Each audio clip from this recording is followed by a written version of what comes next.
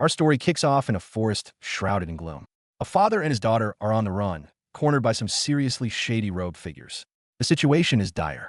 The old man holds his ground with a massive shield, yelling evil. Wait for father to hold them back. You keep going towards the town. But his daughter, bless her heart, screams back, no, I can't leave you behind. With a look of grim resolve, the father makes his final stand. Listen, I promised your mother I would protect you no matter what. He roars, ready to unleash his ultimate, probably self-sacrificial, move. But the enemy? They weren't about to give him that chance. The masked leader just spreads his arms, and this wicked purple energy erupts from him. Bro is literally absorbing the power of his own allies, his body contorting and twisting as he screams in some inhuman tongue. This level of power is way beyond what the old man could handle. Just then, another squad arrives, trying to buy them some time against these apostles of the Dark Guild. They're screaming for the father and daughter to run, but it's too late. The monster, now fully powered up, descends from the sky like a meteor, aiming to obliterate everything in its path. Boom! A massive shockwave sends the old man flying. He crashes into the rubble, coughing up blood. His daughter, Evil, lets out a desperate scream, "Father!" But even then, the old man pushes her away. Don't worry about me. Go quickly. The creature lumbers towards them, still absorbing energy, growing larger, more grotesque. In the face of its absolute power, all resistance feels futile. For Evil, all that's left is despair. Evil collapses, shielding her wounded father. She pleads, her voice trembling, I'll go back with you, please. Just spare my father. The monster's giant fist is raised, ready to deliver the final blow. Death is inches away. But then, a flash of blue light, a deafening crash, and then silence. When they come to, they find they've been rescued. And their saviors are a colossal mammoth lord and a frog in a Taoist robe, calling itself the Immortal Frog. Yeah, this rescue squad is looking seriously bizarre. A voice echoes from atop the mammoth's head. Big brother, the danger has been cleared. How should we deal with these two harmless humans? Ribbit. And then, a robotic dog named Wong Kai jumps in. Do not harm harmless humans. I will take them back for the master to deal with. Ribbit. A master? Just who is this person commanding this menagerie of mythical beasts? Ah, monster. Evil jolts awake from a nightmare, finding herself in a strange wooden cabin. She looks around confused. Where is this strange place? And where is Dad? The memory of his injuries floods back, and panic sets in. Dad, you must hang in there. She scrambles out of the room, desperate to find him. And what she finds is baffling. Her father, the stoic warrior, is shirtless and flexing like a bodybuilder for some black-haired dude. And this dude, the master of all the mythical beasts, is our protagonist, Lu Ping. Lu Ping is cheering him on like a hyped-up fanboy. Zao Vao Vao. So sturdy, so sturdy. The old man, basking in the praise, goes full 100% battle soul burning mode, his muscles inflating to ridiculous proportions. Gotta say, the man is really going all out to please his saviors. Evil is completely dumbfounded. Dad, what are you doing? Just then, a red-haired girl in pink piggy slippers stomps over, looking thoroughly annoyed. She glares at Lu Ping's new friends. Now that you're awake, get out. And this lovely lady is none other than the demon queen, Elizabeth, who's been freeloading here ever since she got her but kicked by Lu Ping's dog. Sensing the rising tension, Lu Ping steps in to play peacemaker. It's rare to have guests, so let's go inside and talk. He serves them some homemade barley tea, saying, sorry, don't have much to offer out here in the boonies. But Evil's father is practically vibrating with excitement. Daughter, is this the miraculous potion you talked about, the one that heals you instantly? Lu Ping just laughs awkwardly. That's a bit of an exaggeration. I just gave you some cold well water before. Regular well water? The old man is confused. He was barely conscious, but he remembers being healed by what felt like a divine power. Little does he know, everything in Lu Ping's house, even the tap water, is packed with enough cosmic energy to rewrite the laws of the universe. And speak of the devil. The moment they take a sip of the barley tea, their bodies erupt in a blinding golden light. They can feel their magical power skyrocketing, as if something ancient has awakened within them. Their souls are pulled into a divine realm, where they witness the gods of harvest and power, the very deities their family worships. With just one sip of tea, they've both broken through their limits and leveled up.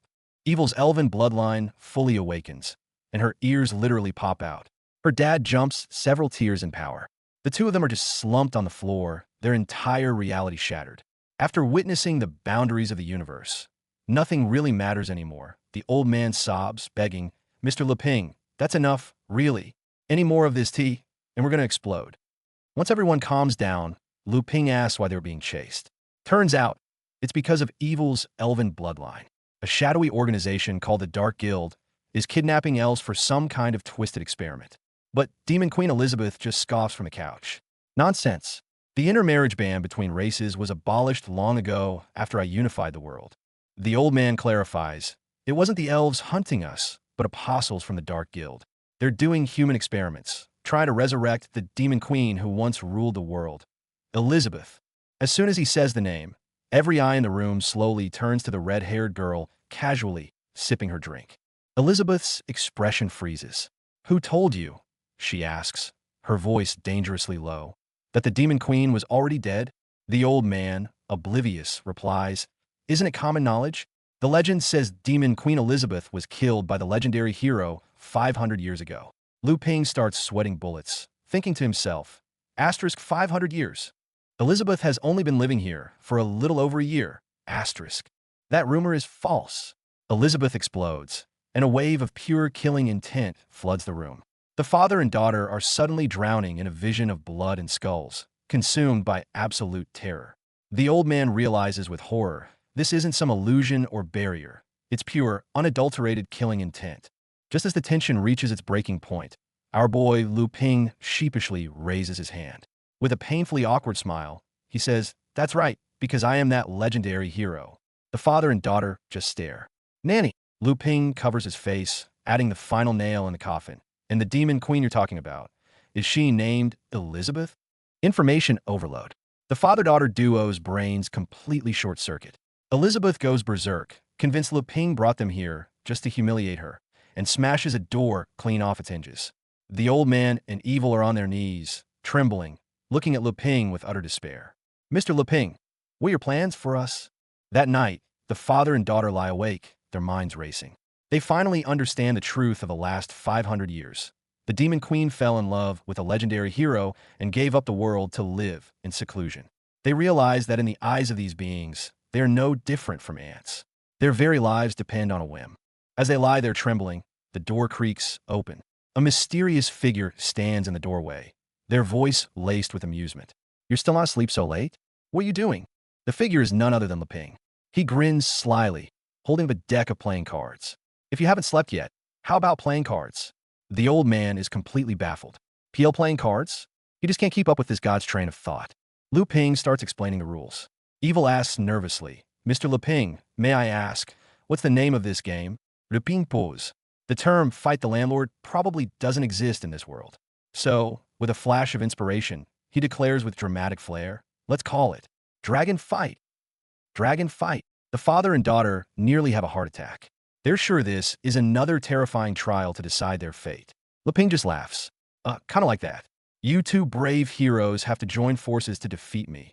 The dragon, the old man understands immediately. This is a test to see if they're worthy of being spared. The second their hands touch the cards, the world around them warps. They're dragged into a strange dimension filled with swirling blue energy. Evil realizes with horror that just picking up the cards has drained every last drop of her magic power. Next up is bidding for the landlord role, or in this case, the dragon. Lu Ping checks his hand. He's got both jokers. It's a solid hand. Do you want to be the dragon? He asks. The father and daughter shake their heads frantically. No way. And so, Lu Ping becomes the dragon. Then I won't be polite. Lu Ping casually plays an 8. It's the old man's turn. He takes a deep breath, his expression turning deadly serious. He knows this isn't just a game. He's gambling with his and his daughter's lives. Every time we play a card, it's at the cost of our life force, the old man roars, slamming down a jack. His arm instantly shrivels, as if his very essence has been drained. This isn't a game. It's a duel where life itself is the currency. Lu Ping just calmly says pass, giving the turn right back to the old man. The father understands. Lu Ping is deliberately forcing him to play, to drain his life force. He has to get rid of his cards as fast as possible. Gritting his teeth, the old man plays a powerful combination, a plane with wings. The price is one of his legs. The moment the cards hit the table, a monstrous demon materializes in the psychic realm, roaring as it charges toward Lu Ping. However, Faced with this world-ending attack, Lu Ping simply utters two words, completely unfazed: royal flush. Instantly, the demon evaporates into dust. The old man is utterly broken. I just angered the legendary hero. I'm so dead. After playing the royal flush, Lu Ping follows up with a straight, easily winning the game. The moment it's over, the psychic dimension dissolves, and the old man's body returns to normal. He collapses on the floor, gasping for air, feeling like he's just survived the apocalypse. We made it, evil. We're alive. The father hugs his daughter, overcome with relief. They pass the test. It turns out Dragon Fight was just a game after all. But that feeling of imminent death, that was all too real. But the night isn't over. Lu Ping starts a second round. This time, it's evil who's backed into a corner. Watching her father sacrifice his life force to protect her, she can't just stand by anymore. With a trembling hand, she reaches for the cards. Wait, I want it. I can't always hide behind you. I want to protect Dad too. The girl's eyes burn with a new determination. She plays 3 nines with a pair of 6s, and the elven power awakened within her erupts, summoning ancient spirit knights in the psychic realm. In this moment, she is no longer a girl who needs protection. She is a warrior. As the girl's awakened power explodes onto the scene, the card game, no, the trial, finally comes to a close. Lu Ping watches it all with a satisfied smile, like a director admiring his masterpiece. That's right. You have to protect your teammates, even if it means breaking your own cards. The most important thing is determination. He glances at the bewildered old man, Bess, thinking to himself, these two catch on surprisingly fast. But you think it's over? Nah, for an agent of chaos like Lu Ping, the party's just getting started. It's just too late. A mysterious grin spreads across his face as he pulls out his final trump card, the Joker. The moment it's slammed into the ground, an ominous energy rips through the entire space. This is bad. The ground shatters, and a massive figure slowly rises from the chasm. A 3-star demon, the Supreme Clown King. This is way beyond a simple beginner's test. This guy isn't just playing cards. He's playing with their lives. The terrifying pressure is overwhelming. Even the Demon Queen, watching from the side, can't take it anymore. You idiot. What do you think you're doing summoning a thing like that? But a chill runs down old Bess's spine. He suddenly understands Lu Ping's life force was never in danger. The whole time, he was just toying with them. Bess thought he was fighting for his life, when in reality, he was just disturbing this god-tier being's peace and quiet. After the ridiculously intense trial, Lu Ping acts like nothing happened, cheerfully seeing his guests out. That was so much fun, get some rest. But the Demon Queen, Elizabeth, sees right through him. He wasn't playing cards with them. He was sending her a message. How ridiculous. His real plan was to use this chance to intimidate me, the Queen. On their way out, Lu Ping even gives Uncle Bess a little souvenir, a brand new deck of cards. My card skills are just too terrible. This isn't for me, he says with a humble look, as if he wasn't the guy who just summoned the Supreme Clown King moments ago. Bess just stares at the cards, completely dumbfounded. After the guests are gone, Lu Ping turns to see the Demon Queen looking mighty pissed. Welp, time to clean up another mess. With a casual flick of his wrist, he launches the former ruler of the demon world like a cannonball. Bye. Then, without missing a beat, he yells towards his house. Elizabeth, time to cook. This legendary hero, man, he really just wants a quiet life on the farm. Meanwhile, Bess and his daughter, having just escaped the novice village, are thrown into a real crisis before they can even catch their breath. The Demon Queen's warning from last night is ringing in their ears. They're being hunted. First, the legendary hero's game trial. Now a threat from a Demon King. Run, run, run. The old father's desperate cries echo across the wilderness. Demon Queen Elizabeth had warned them last night. Don't reveal her and the hero's whereabouts, or the curse on their necks would end them. She and Lu Ping are tired of all the drama and just want to live in seclusion. And now, pursuers have arrived. But it seems they didn't get the memo. On this land, besides those two, there's one other being you absolutely do not mess with: the dog.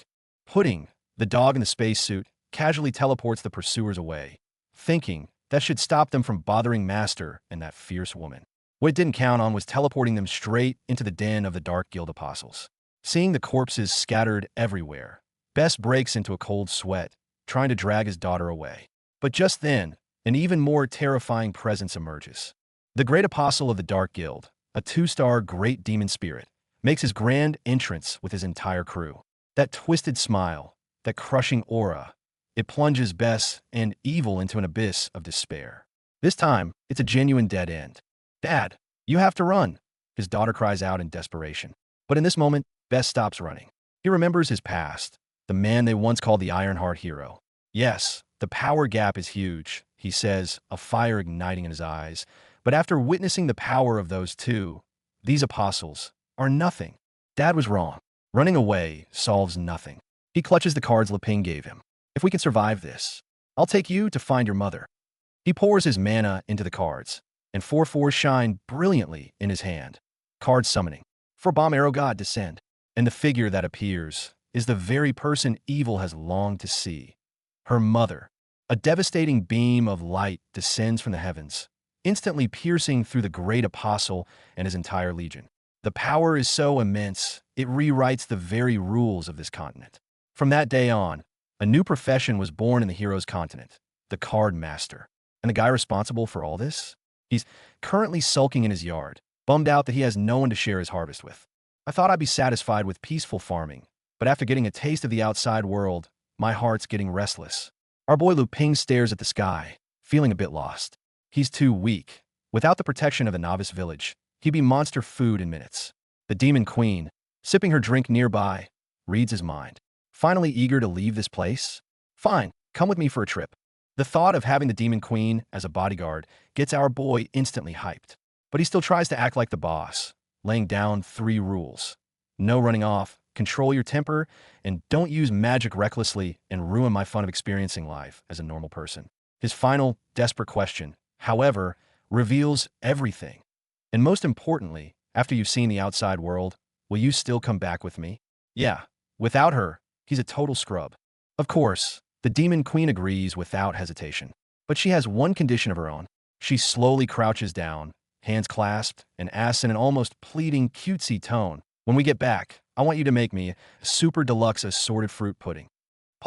Pudding. Our boy's brain freezes for 3 seconds solid, before he snaps back and agrees at light speed. No problem, let's go. As the demon queen activates the portal, man and dog dissolve into particles of light. When Luping opens his eyes again, he's greeted by the sight of a magnificent, sprawling town, unlike anything he's ever seen before. The real adventure in another world is only just beginning.